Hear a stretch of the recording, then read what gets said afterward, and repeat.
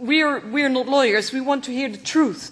This is about accountability to European citizens. I'm really moved by your strong desire to come clean and your fight for transparency. But it's kind of late.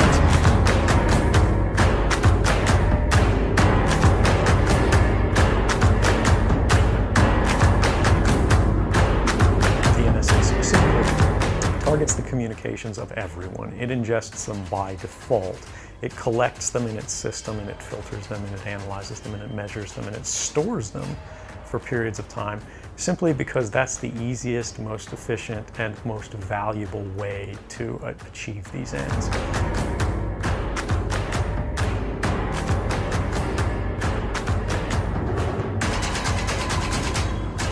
On Facebook, it was really that I was studying in the US for half a year, and there were guys from Facebook as a guest speaker at my university, also from other companies, and we're pretty much saying you can fuck the European rules, nothing is ever going to happen if you break them, and quite honestly, nothing does ever happen if you break them. We usually pride ourselves with all these privacy laws in Europe and point fingers at the US for not having them, but the reality is that we're not really enforcing these. Europe is very strong on these things and doing a lot of investigations to Google and Facebook and other companies. Oftentimes, what is portrayed as high-minded positions on issues sometimes is just designed to carve out some of their commercial interests. The worst thing that can happen to you, for example, in Ireland, is an enforcement notice, which is a piece of paper saying, "Dear company, don't do that anymore. This is your data protection commissioner." That's the worst that can realistically happen to you.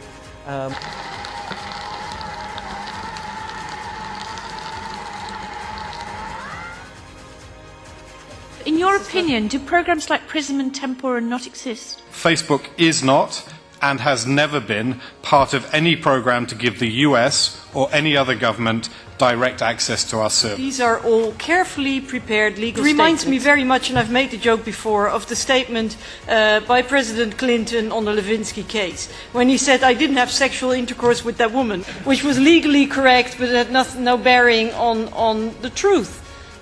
The representative of the DPC in the High Court case has actually pointed out that in our case on the PRISM mass surveillance, that if the DPC would enforce things like that, it would harm the businesses in Ireland. I think it's really interesting because we're really talking about fundamental rights here, not just some consumer rights. I don't think that you can expect from companies to make statements infringing laws and bringing the CEO into jail. But sorry to interrupt you.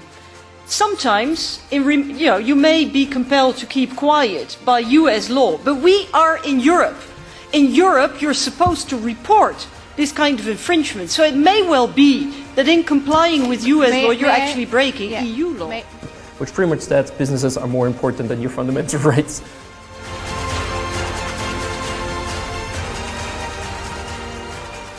When we say that, you challenge that. There's no way for us to have an arbiter look at what actually has happened. I think the biggest problem we have is that it's not tangible for the average person.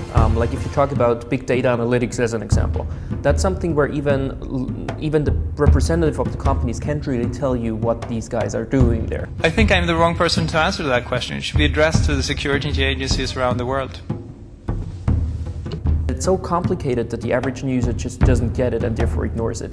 We don't shift this responsibility to an average guy in all other fields.